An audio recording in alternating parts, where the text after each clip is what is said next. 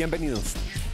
Me alegra mucho poder saludar a la ministra de Justicia, Gloria Borrero, quien ha radicado hoy su proyecto de reforma a la justicia, y me complace mucho decirles que está con nosotros y que vamos a repasar este proyecto con ella. Lo fácil en los cargos públicos es no hacer nada, van las cosas por inercia. Valiente la ministra que se mete a presentar el proyecto que toca un listado de temas sensibles que los colombianos venimos reclamando hace mucho tiempo para que funcione mejor la administración de justicia en Colombia. Bienvenida, ministra. Gracias, Juan. Es un placer estar acá contigo. ¿Estaría usted tranquilita hoy en su despacho si no se le hubiera metido a este tema que recoge muchos anhelos de los colombianos y que también interpreta muchas frustraciones por tantas reformas que han sucumbido en los últimos años? Sí, yo creo que es una deuda histórica que tenía las tres ramas del poder, o que tienen las tres ramas del poder público con los ciudadanos.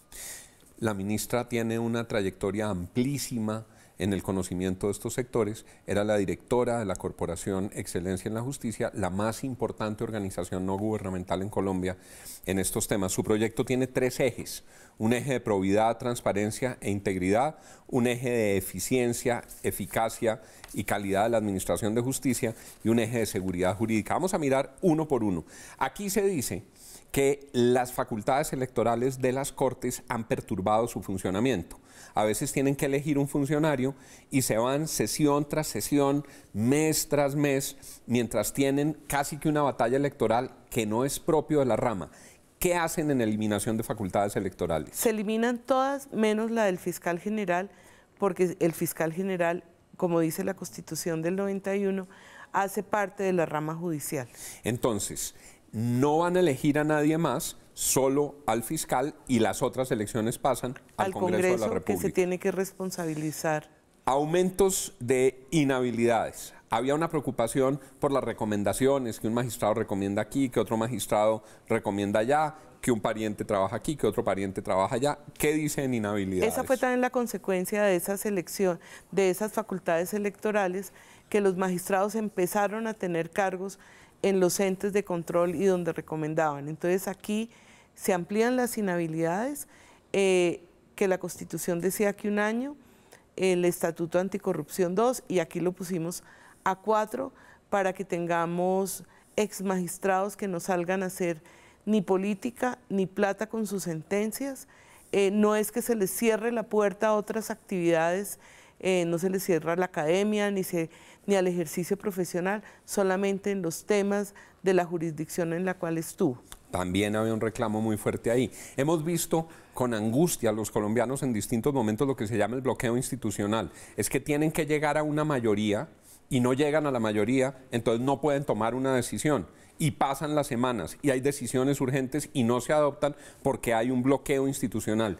¿Qué se decide en materia de mayorías y bloqueos institucionales? Aquí se acogió la solución que hizo el Consejo de Estado para desbloquear los nombramientos, que a medida que pasan van bajando los quórum, y si no se elige dentro de un plazo determinado, elige la sala de gobierno para que no pase lo que está pasando hoy en la Corte Suprema de Justicia, que aún no se integran las nuevas salas que creó la reciente ley de doble instancia para los aforados. La ciudadanía ve con recelo cuando hay una conducta de un magistrado de una de las altas cortes que afecta a la ciudadanía y no pueden decidir nada con él, no lo sacan, no lo suspenden. Sobre eso, ministra. Sí, aquí también se eleva a nivel constitucional la posibilidad que tienen las salas plenas de apartar del ejercicio del cargo a su compañero que cometió una conducta indigna.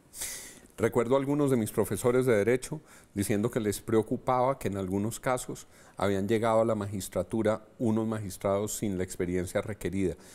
Ha habido de todo, ha habido magistrados jóvenes muy brillantes en distintas épocas, pero en general había una preocupación por las exigencias de experiencia de los magistrados. ¿Qué se dice ahora? Se eleva de 15 a 20 años y se... Bueno, de 15 a 20 años la experiencia en el campo del derecho en el cual van a ejercer. Para ser elegido magistrado. Para ser elegido magistrado. No en cualquier campo. Si es del Consejo de Estado, tiene que ser experiencia específica en el contencioso. Sí, señor. Y si es en el penal, tiene que ser probada en su área. En su área, sí, señor. Audiencias de confirmación para elección de magistrados y funcionarios.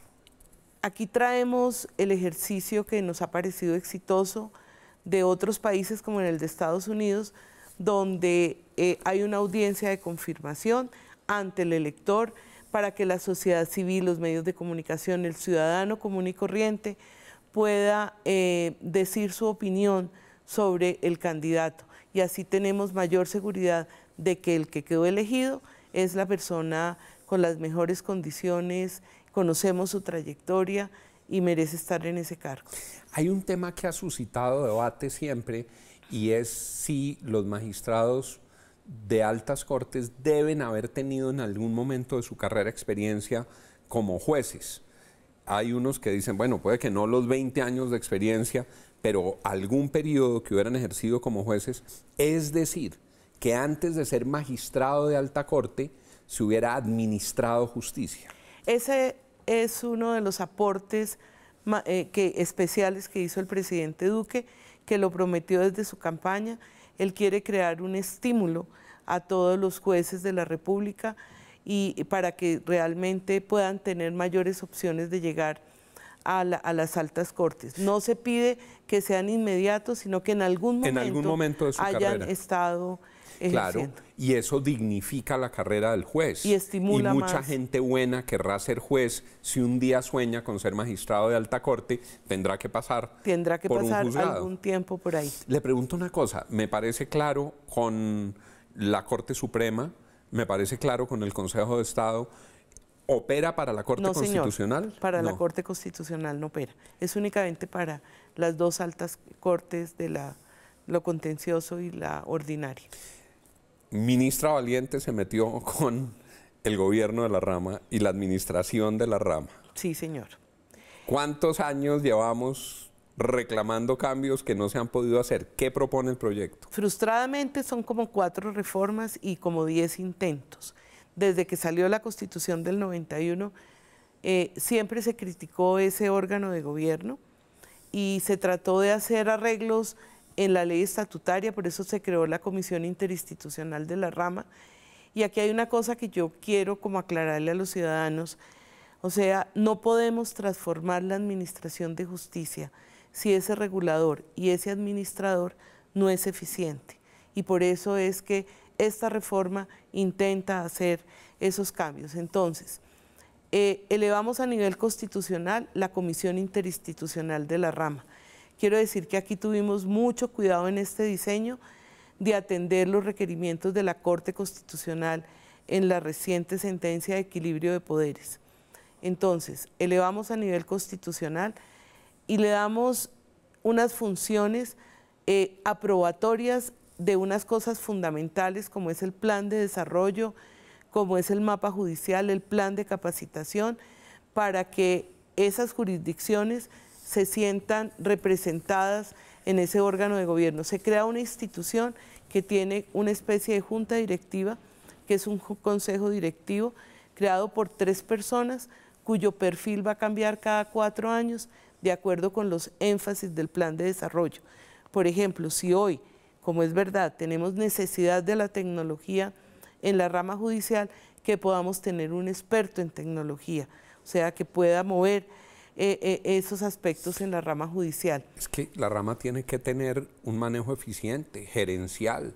¿Cómo queremos en Colombia que se administre justicia si su cuerpo de administración no es eficaz? Ministra, la interrumpí, pero es que le quiero preguntar por la platica. Yo tuve, lo digo en primera persona, discusiones con ministros de Hacienda y con ministros de Justicia, porque la Constitución dice que la rama judicial es independiente. Aquí ponen de rodillas a la rama judicial los ministros de Hacienda a discrecionalidad a decir qué le da y qué no le da. Entonces, ¿dónde queda la independencia de la rama judicial si es el ministro de Hacienda por su propia voluntad el que dice cuánto le da y cuánto no le da? ¿Alguna medida para proteger y asegurar el presupuesto de la rama? O sea, somos conscientes de que necesitan plata y por Constitución se dice que el presupuesto cada 4 años tiene que tener un crecimiento.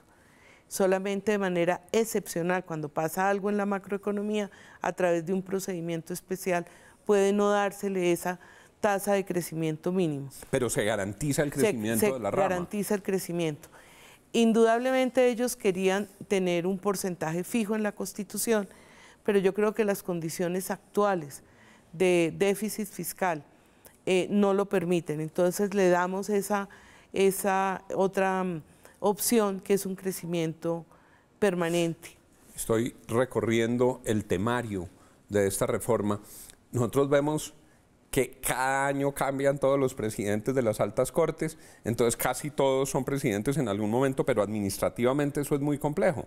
No hay institución que aguante que cada año le cambien a su cabeza. Sí, y lo ponemos entonces 2 años. 2 años. Porque ellos van a ser miembros de esa comisión interinstitucional que tiene esas funciones a las cuales ya me referí, y creemos que en un año no pueden ejercer adecuadamente ese trabajo. ¿Han visto ustedes, los televidentes, que en algunos casos, cuando está al inicio del proceso penal, en el trámite ante el juez de garantías ya hay una aceptación de cargos? O sea, alguien dice, yo sí cometí ese delito. ¿Por qué no lo pueden condenar inmediatamente? ¿Por qué toca condenar con una carga burocrática a la Administración de Justicia si ese juez de control de garantías, ante una persona que ya aceptó cargos, podría inmediatamente condenarlo? Sobre eso también se trabaja. Y eso le va a impactar al ciudadano. O sea, vamos a mejorar el proceso penal, quitando esa restricción constitucional que tenía, que el juez de garantías no podía dictar sentencia. Que era absurdo. Presos diciendo, sí, reconozco, soy culpable, y el juez de control de garantías no lo podía condenar. Y además toda la fiscalía supuestamente tenía que hacer una audiencia preparatoria, tenía que seguir investigando algo que ya no era investigable. Sufren mucho los abogados y sufre el país cuando las altas cortes dan jurisprudencias en sentidos encontrados. Una vez dicen una cosa, otra vez dicen otra cosa, y existe en el mundo del derecho lo que se llama la sentencia de unificación, para que esté clara la doctrina de una alta corporación. ¿Qué establecen sobre eso? A ver, aquí tratamos de elevar a nivel constitucional también una de las promesas del presidente, que es que quería fortalecer a las Cortes en la función de unificación de jurisprudencia, y la pusimos expresa en sus funciones. Y esa unificación de jurisprudencia va a ser obligatoria para los jueces inferiores para dar mayor seguridad jurídica. Oímos con frecuencia a nuestros compañeros periodistas y a todos en el país diciendo, ya salió el comunicado de la Corte, pero quién sabe cómo salga la sentencia. Y mientras sale el comunicado y sale la sentencia, a veces cambian cosas, a veces modulan cosas. Hay una gran inseguridad jurídica porque no se conoce el texto, se conoció una decisión, y eso es inconveniente, que salgan comunicados cuando no hay sentencias. ¿Cómo resolverlo? Pues nos tocó elevar a nivel constitucional esa máxima de que los jueces solamente se deben pronunciar a través de sus sentencias firmadas, para evitar exactamente eso. Tenemos aún fallos de más de 1 año que no ha sacado la Corte Constitucional. Yo recuerdo cuando estaban en campaña que había gente que decía, es que Duque va a acabar con la tutela. ¿Qué hace este proyecto frente a la tutela? La fortalece. La fortalece. La fortalece, y la fortalece en el siguiente sentido. Vamos a reforzar que la persona afectada es la que tiene directamente o a través de su abogado la capacidad de interponer una tutela, que la puede interponer en cualquier sitio del país, pero sobre todo en la especialidad en la cual está relacionada el derecho, para que los jueces penales no sigan fallando sobre temas civiles, o sea, para que la calidad del fallo se mejore. Claro, o sea, que quien falle sobre un tema conozca ese tema. Que conozca sobre ese tema. Y adicionalmente, por primera vez, elevamos a nivel constitucional la tutela contra decisiones judiciales, y para que la ley pueda acoger ya los avances de la jurisprudencia en esa materia. ¿Qué busca esta reforma? Mayor transparencia, mayor eficiencia y mayor seguridad jurídica. Dicen que donde hay 2 abogados hay 3 opiniones. Por supuesto que el proyecto abrirá grandes debates, cada uno de estos temas recibirá opiniones, se podrá enriquecer, en algunos alcanzará las mayorías, en otros no, pero lo cierto era que el país estaba reclamando cambios en estos temas. Entra a un Congreso difícil, ministra, a un Congreso en el que la controversia está a la orden del día, el gobierno no tiene, como tuvo el gobierno anterior, una aplanadora, pero quizás eso es mejor para la democracia porque los argumentos serán de mejor calidad. Eso esperamos y, como le digo, yo creo que es una deuda histórica que tenemos que pagar. Empieza el trámite, señoras y señores, de esta reforma a la justicia. Que por el bien de Colombia el debate sea noble, que lo que se tenga que mejorar se mejore, que lo que no alcance mayorías se pueda suplir con otras normas que nos den una mejor administración de justicia y que algún día podamos los colombianos tener la rama judicial que merecemos. Esto es, creemos nosotros, para bien del país. Veremos con mucho interés, ministra, cómo avanza este proyecto y le auguramos mucha suerte en las aguas tormentosas del Congreso de la República, pero donde los argumentos de la razón pueden jalonar y llevar de la mano disposiciones muy importantes para Colombia. Sí, ojalá, y que esto sea también como el resultado de ese pacto nacional por el cual está abogando nuestro presidente. Reforma a la justicia, hoy en la primera línea de la agenda nacional. Muchas gracias, ministra. Gracias. A ustedes, gracias por estar con nosotros. Sigan con Red Más Noticias.